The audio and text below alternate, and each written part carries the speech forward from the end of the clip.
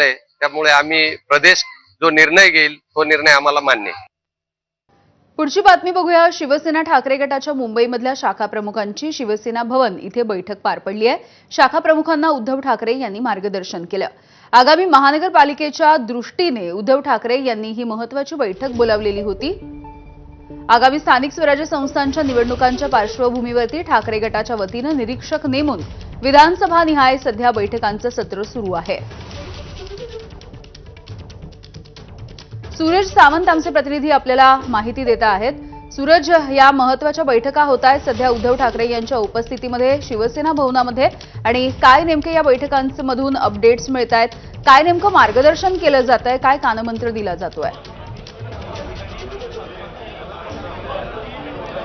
यामिनी, आजच्या या बैठकीमध्ये प्रामुख्याने सांगायचं झालं तर 7 वर्षानंतर आता मुंबई महानगरपालिकाची निवडणूक होते आणि त्याच पार्श्वभूमीवरती शाखा प्रमुख यांना मार्गदर्शन करण्यात आलेलं आहे। त्यांना काही सूचना देखील देण्यात आलेल्या आहेत। शाखा प्रमुख यांनी जवळपास परिसरातल्या 300 घरांपर्यंत पोहोचायचं आहे।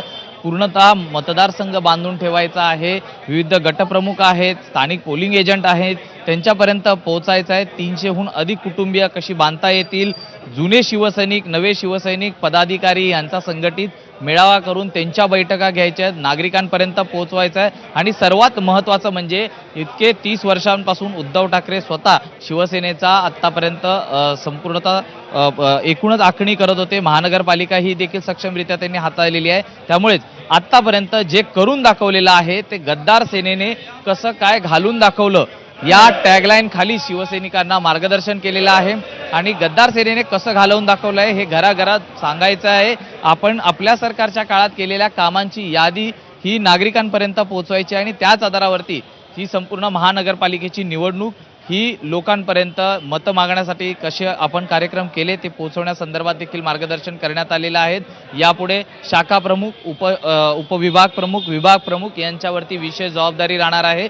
तर गटप्रमुख यांची देखील स्थानिक पोलिंग एजंटपर्यंतची जी बांधणी आहे ती देखील व्यवस्थित करण्याच्या सूचना या देण्यात आलेल्या आहेत। आत्तापासूनच कामाला लागण्याच्या सूचना या उद्धव ठाकरेंनी आज देण्यात आलेल्या आहेत। त्यामुळे निवडणुकीची प्रभाग रचना, त्यांचे नोटिफिकेशन्स हे देखील सर्वांना वाटण्यात आलेले आहेत आणि त्या आधारावरती या संपूर्ण मतदार यादीचा अभ्यास करायचा देखील सूचना या गटप्रमुखांपासून शाखा प्रमुख आणि विभाग प्रमुखांना देण्यात आलेल्या आहेत। आणि महिन्याभरात 2 ते 3 बैठका या संदर्भात घेण्यात येतील असं देखील सांगण्यात आलेलं आहे। यामिनी, अगदी धन्यवाद सूरज या सगळ्या सविस्तर अपडेटसाठी।